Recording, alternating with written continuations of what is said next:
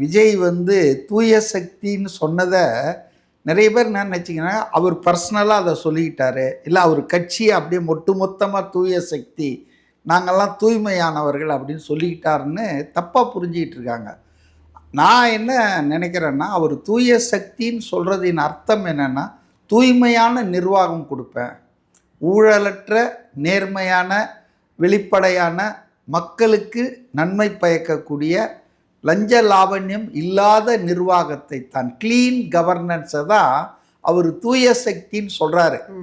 அவர் அதை சொல்கிறதின் மூலம் பெரும்பாலான ஆட்கள் எப்படி மிஸ் அண்டர்ஸ்டாண்ட் பண்ணியிருக்காங்கன்னா, அவர் தூய சக்தி, அவர்கிட்ட இருக்கிறவங்கெல்லாம் தூய சக்தி, அந்த கட்சியே தூய சக்தி அப்படின்னா ஏங்க வந்த இந்த 50 நாளில் எவ்வளோ பேரை வெளியேற்றிருக்காரு தெரியுங்களா?